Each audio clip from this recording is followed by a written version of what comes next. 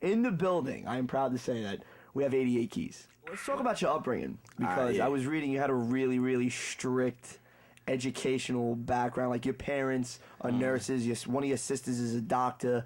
Your older brother's a nurse. Another sister's a nurse. So your family, most likely your parents, wanted you to go into the medical field. And did they have a problem with you like getting into hip hop? I feel that my brother was so hell bent against me being in the music industry, or trying to make it into the music industry at a young age, because he's actually really he grew up with one of his teenage boys in his crew is Grand Pooba.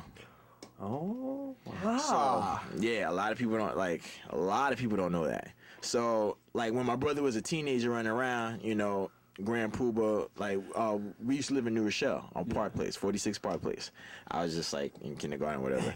So, my brother used to run around with Grand Pooba, and, like, they had, like, their own little crew or whatever.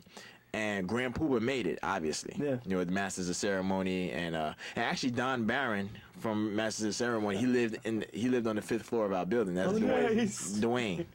That's crazy. Dwayne, yep. So you know, so Grand Pooba made it. Dwayne pretty sort of made it, but you know, I guess he had to resort to the day job, and you know, he had wife and kids and stuff. Yeah.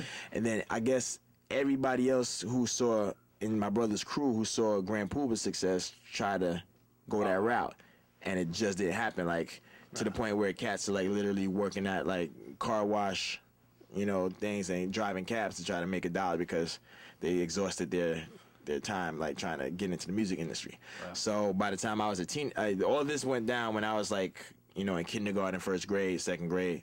So by the time I was a young teen, a very young teen, you know, I started listening to hip hop heavy. Like, I was buying cassettes like Special Ed, Big Daddy Kane, Cool G Rap, and yeah, I had like about, you know, De La Soul. I had a few tapes, and my brother, like, he was really against me listening to any of that.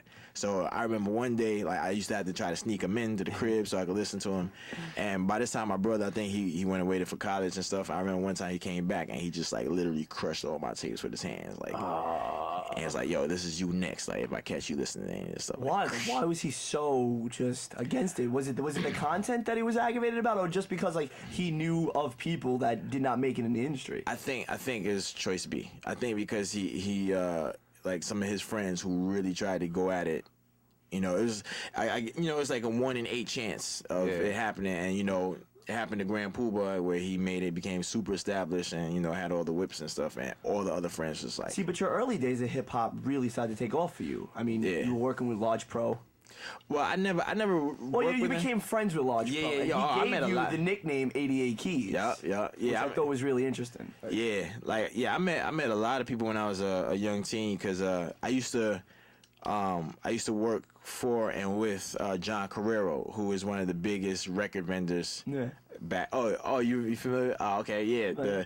The infamous Roosevelt Record Convention, the Roosevelt Hotel Record Convention. It's like John Carrero. He was like the man back then, and I was kind of his ears at one. Like, once we linked up, I sort of became his ears. Like, you know.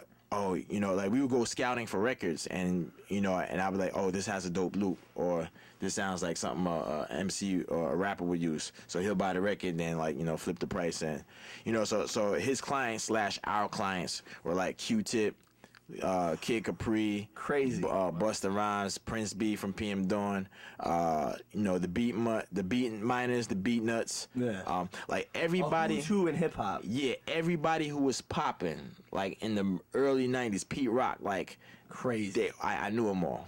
You know, Tip came over one day to shop, to shop for records, and he brought the Large Professor over.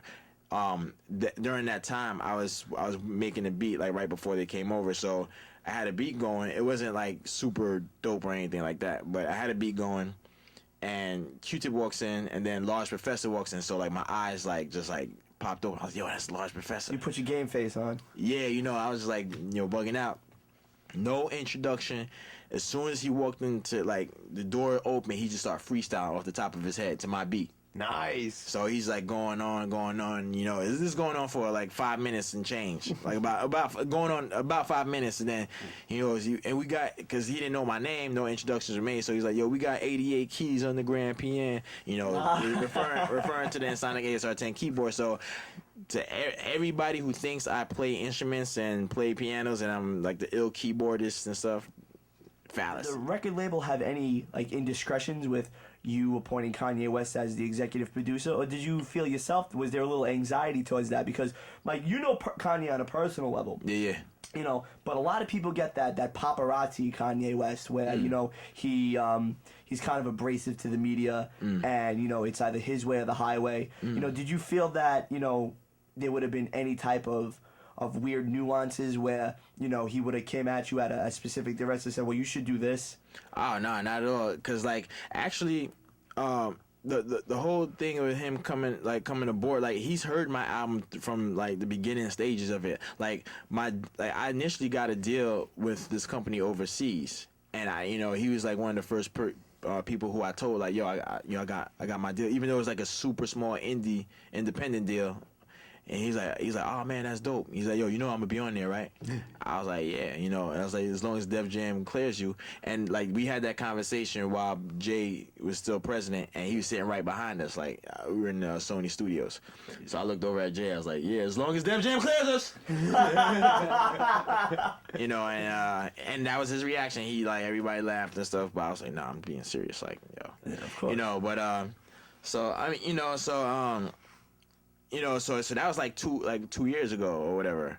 You know, so yeah, he saw how the album shaped out. You know, was shaping up, and he wound up like really liking the album a lot. On the concept, right? Yeah, the concept. You didn't have to sell him on the concept. No, I mean, like, no, I wasn't even trying to like sell him anything. It was just like, yo, check this out. Like, this is what I've done so far, because him and I are like best friends. You know, just moving forward with it, like, you know, he has suggested an idea of how, like, something that I could do. He didn't know exactly what, but something that I could do to kind of tie the songs into each other. And I was like, you know, I took his advice. I was like, yeah, you know, I do need something, but I didn't know what it was yet and stuff like that. A few other people suggested at the time. But then, like, fast forward to me rapping. So I'm at his crib in New York City. And, you know, I pulled him to the side. You know, I told him, like, I had an idea for a stage show. And I told him, like, you know... which became the Glow in the Dark tour. He ripped you off. You're right. You're right. Close this interview. I gotta know, how does Kanye... Now, your daughters, they lucked out. They have the greatest godfather in the world. Oh, they actually have two godfathers. Explain this, please. And they're both my best friends. My manager / best friend, Daniel Glogauer. Shout out to Daniel for setting us up. Oh, yeah. Skyscraper Management. What up? And then Kanye, who's my other best friend. And, yeah, you know, I had my first daughter, Chloe Yoshi, on New Year's Day. And I couldn't think of two better guys who, you know, actually it was like, man, who would I run with? Do I run with Kanye or do I run with Daniel? Like, because, you know, traditionally everybody has one godfather, but I was like, you know what?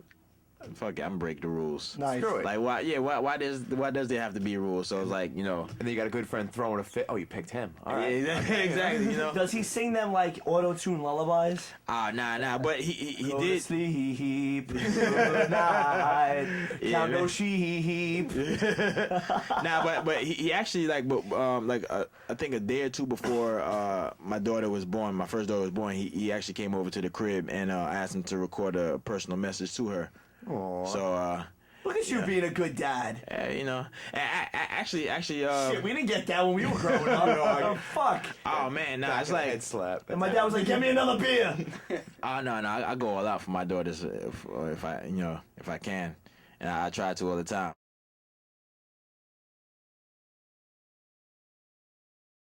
Wild and crazy. He, you know, kept the laughs coming. My man Dirty Rock, who I just met today, and Future Boy. You know, we got real deep. And with my album, you know, he asked me like some real smart, intelligent questions. Some questions I've never been asked before by other interviewers and stuff like that. So, you know, he's on top of his game, and you know, definitely made me feel at home. So, I'm definitely coming back here again. And I may not be at liberty to say because I don't want to get anybody in trouble, but he gave me a few gifts, parting gifts, and I'll just leave it at that. And I got him on his mixtape, and yeah, I just had a really good